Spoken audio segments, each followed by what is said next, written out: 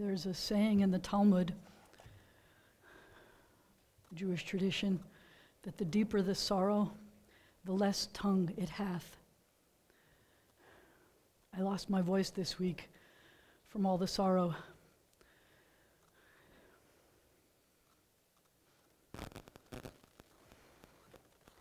We don't want to do this. Can we go home now?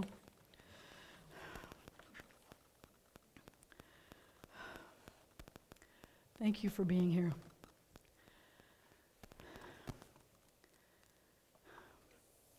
In Jewish tradition, we don't know what happens to the soul. We don't know what happens after we die. It's a conversation that we had with Peter a lot this year, and we still didn't know by the end of the year. But we do believe that the impact that you make while you're still alive is a priority, whatever might happen afterwards. And the fact that we have a full house here means that he made an impact on everyone who was here. As I prepared for the service, there are a number of readings that I get to choose. I tried to make the service match the person. And there were so many readings that used music as a metaphor for life. The readings were inspiring and poetic. And because of those three facts, the poetic, the inspiring, and about music, I was sure I was going to use them. But then I realized that the best way to remember Peter isn't that there were still songs left in him, but to remember the songs he shared that filled his life and ours, which is also why there's no music at the service today. There are so many musicians who wanted to play, but not all could be here. There will be some concerts coming up that will honor his memory, they promised us, so watch for those. But most of all, remember that the legacy of Peter and his music is comprised of a few things. The music itself that he played, the music you hear from Christina, the wife who loved him all these years, and the music of his sons, of Isaac and Elliot. That's the legacy. Peter truly loved his life in a way that filled his life with life. Music is the most obvious. It coursed through him. I was reminded this week that he and I had mutual friends in high school, believe it or not. I forget because I didn't grow up here and everybody here seems to know everybody and be related to everybody. I had none of that. And when the news about Peter's death got posted, someone who I knew was a good friend of his, and we got connected again. And I found out from other people I knew from my high school years that Peter was the guy in high school who would walk around the halls humming classical music, which didn't make him the most popular guy in high school, but it did make him who he was, and it made him the most popular guy for us at this point. You know that he read voraciously, and he remembered what he read, and then he used what he remembered to add to every conversation about any and every subject. He knew something about everything, and I always learned from him when I talked to him. I don't know if you know how active he was at B'nai Zion here. He was on the music committee forever, and he was, I'm going to go out on a limb and say arguably the most influential member of what we like to call the People of the Book Club. Often if he couldn't make it, it wasn't worth meeting. And that's no offense to anyone else who was coming, but that's a sad truism now. Most of you will probably recognize who he was by the distinctive bicycle he rode around town. And then the thing that I think that all of us will remember most is his laugh. Because there's not a conversation that would go by that he wouldn't laugh, or you wouldn't want to try to make him laugh, because when he laughed, you heard that laugh of his. I think you're going to hear it a few times today if you listen carefully to his family, because a lot of people share that laugh. We remember Peter and join our hearts together to give comfort and strength to his family. Mourning is a time filled with many emotions and memories, both bitter and sweet. We begin our service with the recitation of psalms and prayers, thus linking Peter's life with the millennia-old tradition of the people Israel and the eternity of God.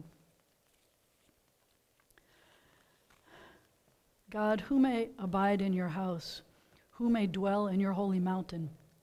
Those who are upright, who do justly, who speak the truth within their hearts, who do not slander others or wrong them or bring shame upon them, who scorn the lawless but honor those who revere God, who give their word and come what may do not retract, who do not exploit others, who do not take bribes. Those who live in this way shall never be shaken. You should have a handout, and on the back of your handout, I'd like you to join with me in Psalm 23 after I read a little bit of it in Hebrew, in the original.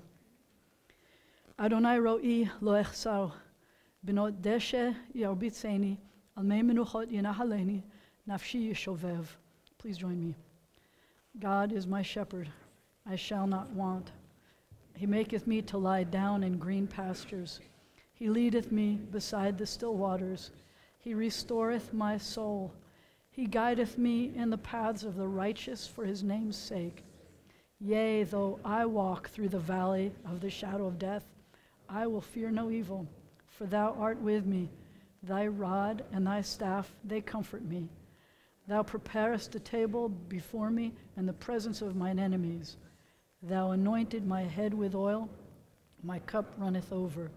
Surely goodness and mercy shall follow me all the days of my life, and I will dwell in the house of the Lord forever. I think for him it wasn't a rod and a staff, but it was a really nice bow. I think that's what it was. I'm sorry, this is his bow, this was my bow. I played bass all through high school too. When I listen to the symphony, and this is no offense to anyone in the symphony here, but all I hear is the bass. That's what I hear. And all I saw was Peter, and I was always so proud. I knew that guy. That's my friend when I'd go to the... Mourning is the price we pay for having the courage to love others. Even in grief, we know that the wonder of human life is too complex, too magnificent to be memorialized in endless pain. The gifts of spirit our loved ones gave us cannot be measured or weighed, nor can they be lost or even tarnished by time. Even in our darkest hours, we know that some of their light and their warmth will always be with us, bringing comfort and courage, and in the fullness of time, healing and peace. Birth is a beginning, and death a destination. And life is a journey from childhood to maturity and youth to age, from innocence to awareness and ignorance to knowing, from foolishness to discretion, and then perhaps to wisdom, from weakness to strength, or strength to weakness, and often back again, from health to sickness, and back we pray to health again, from offense to forgiveness, from loneliness to love, from joy to gratitude, from pain to compassion, and grief to understanding, from fear to faith, from defeat to defeat to defeat, until looking backward or ahead, we see that victory lies not at some high place along the way, but in having made the journey, stage by stage, a sacred pilgrimage. Birth is a beginning, and death a destination, but life is a journey, a sacred pilgrimage to life everlasting. There are some family members who said they thought they'd be able to talk. And there are a bunch of family members who said, I don't think so anymore. But I invite up.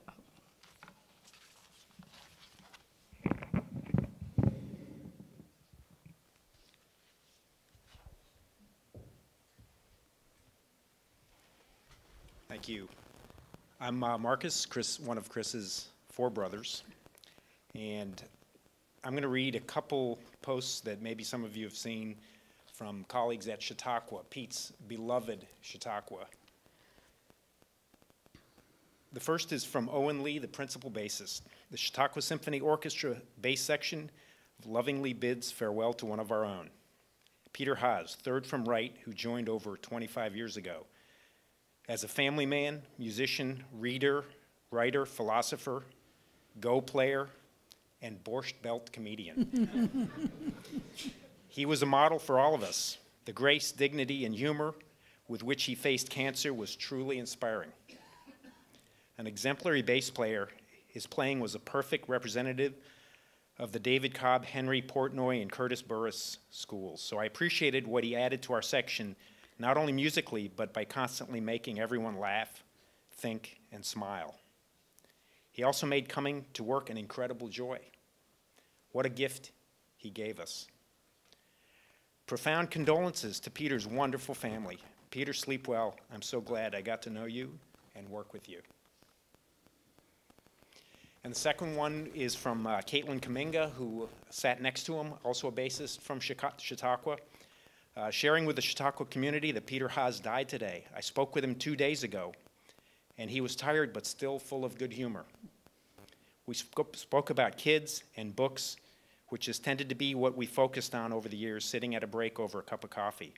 He was a consummate professional at work, always practiced the part, always had a pencil, purple. He had a dealer in Shreveport, apparently, that kept them in stock just for him. And, no surprise, I think, to everyone here, always arrived a half hour before the rehearsal started. He had a really terrible, rare form of cancer, but even then, he beat the odds. He lived at least a year longer than they thought he was going to, which meant that I got to play with him all last summer. I cooked the rotation so that we got to sit next to each other for Harry Potter. Both of us huge fans. I bought him his first jar of Marmite last summer. It was hard for him to play it. He was really tired, but we had a great time. At the end, he whispered in my ear, "Maybe I'll be the boy that lived." My friend, you will be dearly missed. We will eat rhubarb pie and tell bad dad jokes in your honor at Chautauqua next summer. It won't be the same. Christina, Isaac, and Elliot, you are in my heart today.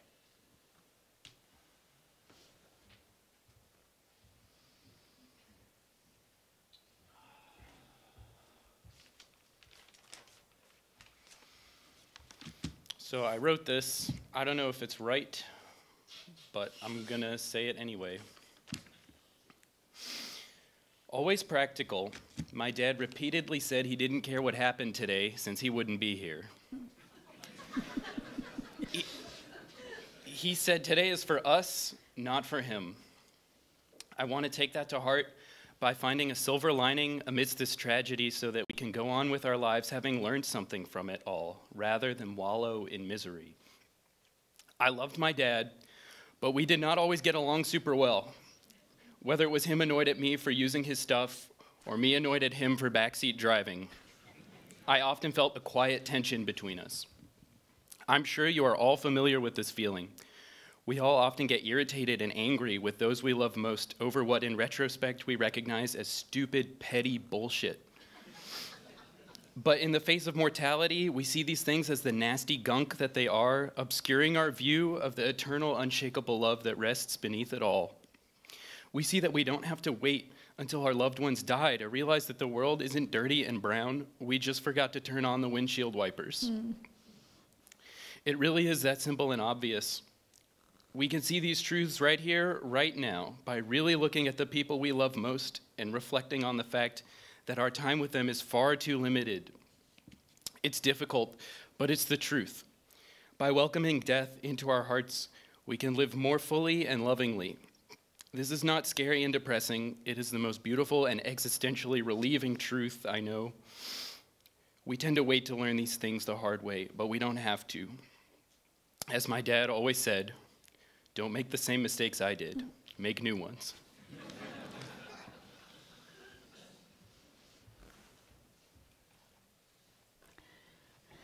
And I'll give you a moment to reflect on your own mistakes now. as we take a moment of silence and remember Peter.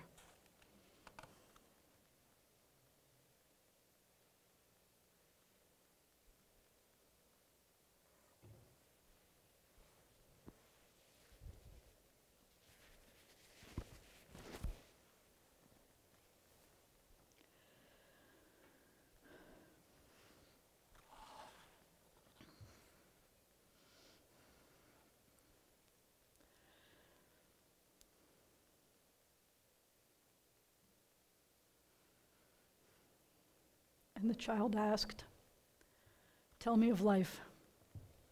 And the sage answered, "Life, my child, is a mystery. We do not ask to be born, nor do we even understand the meaning of birth, of creation. We grow and we experience life's pleasures and pains. We love, and slowly, oh so slowly, we come to realize that we have become, that we are. At that moment, we humble ourselves before the mystery of life and quietly say, 'Though I knew not, I have been granted the most precious gift of all, the gift of life.'" And the child asked, "Tell me of death." And the sage answered, "What did I do to deserve that?" And the sage answered, "Death, my child, is a mystery. It's the inevitable return of the gift of life, the gift which came free to us. We live as the trustee of that mysterious being, of that unexplainable becoming. Yes, you and I are but trustees of life. We nurture it, we delight in it, we give of it to others. And at the appointed time, we sadly, yet with pride, return it from whence it came. The beauty, my child, is that what we are, what we have become, remains long after the gift has been returned. It remains as a precious keepsake with our loved ones who live on." So in addition to not hearing music, because they're not Peter's notes today, I encourage you all to read Peter's blog. If you haven't yet seen it, talk to the family, talk to me. There are a lot of people who've been reading it, and I promise you, you will be inspired. His own words are the words that you're going to want to hear.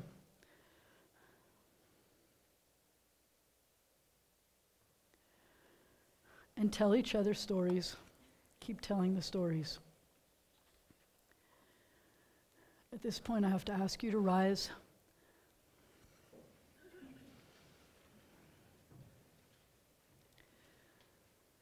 This prayer I will say first in Hebrew. It is what I call the prayer that sends the soul on to the next adventure, maybe to the next symphony, or the next Go game, or the next library. El malei rachamim, shochen bamromim, hamsei menucha nechona tachat kanfei השכינה, im kedoshim uteorim, kazor harakia, mazhirim et nishmat Pinchas shalach לעולמו. בעל הרחמים, יסתירהו בסתר כנפיו לעולמים, ויצרו בצרור החיים בנשמתו. אדוני הוא נחלתו, וינוח בשלום על משכבו, ונאמר Amen. May the source of life, the fountain of all being, open our hearts to compassion and our eyes to wisdom, that we might glimpse in perfect peace and sadness the way of all things. May Peter's memory be for us a blessing, and may we never let the light of his love grow dim in our hearts. May we remember all his worthy and righteous deeds. May his memory be forever bound up in the bond of life. God is our source and our destination, our beginning and our end. May Peter's death awaken us to this truth, that the bond of love we shared and share not be severed in sorrow.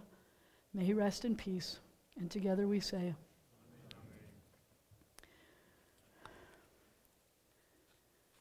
you turn now to the inside of your handout.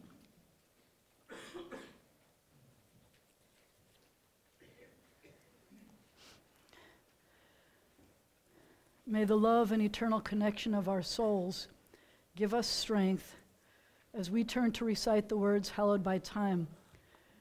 These words are in Aramaic. They sanctify the name of God. I want you to notice that the translation should show beyond all earthly words and songs of blessings or praise for God. I like to think that at a time when our hearts hurt the most for our loss, that this is a prayer that we say that doesn't mention death, but just praises God. I like to think that this is our way of thanking God for having had Peter in our lives. But some people are angry that he had to leave too soon. And for those people, I suggest that you take these words and let them be, may God be blessed and praised. May God be the God that I need God to be. Because right now, God, I'm not so happy with you. You get to choose which you want, but I ask that you please join your voice with the mourners as we read this together, either in the Aramaic, the transliteration, or the English, but please raise your voices with the family. Yitgadal v'yitkadash shemei Rabbah, be'alma divra chirute v'yamlich malchute, b'chayechon u'v'yomechon u'v'chayei dechol Beit Yisrael, ba'agala u'vizman kariv v'imru amen. Yeheh shemei Rabbah mevarach la'alam u'lalmei almaya. Yitbarach v'yishtabach v'yitpa'ar v'yitramam v'yitnaseh. V'yithadar v'yit'aleh v'yithalal shemei dekudsha barichu. La'ela min kol birchata v'shirata, tushbechata v'nechemata, da'amiran be'alma v'imru amen. Yeheh shalama rabba min shemaya, v'chayim aleinu v'al kol Yisrael v'imru amen. Oseh shalom b'mramav, hu ya'aseh shalom aleinu v'al kol Yisrael v'imru amen. May the one who creates harmony on high bring peace to us, all Israel and all the world, to which we say, Amen. God, you heal the brokenhearted and bind up their wounds. Grant comfort and consolation to these mourners as they face their grief. Fill their lives with the acts of loving kindness and truth which serve as the genuine memorial to our dear Peter. The deep bond of love that will remain unbroken, and we say, Amen. Now let all who are gathered here repeat these words, speaking them to the mourners. I'll say them first in Hebrew. You're welcome to try them in Hebrew. Hamakom yinachem etchem b'toch sha'ar aveleh Tzion v'Yerushalayim. May God console you with all who mourn in Zion and Jerusalem. Now go forth in peace to life. The family will join you in the foyer. There's refreshments for you there and a lot of hugs and stories. So the family will be coming out this way and you can join them over there.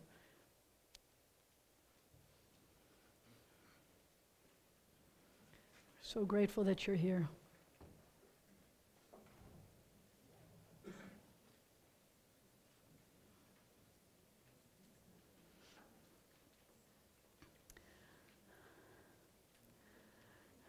You can get to the foyer either by going this way, there's no stairs this way, or going back there. You just have to take a few stairs to go back that way.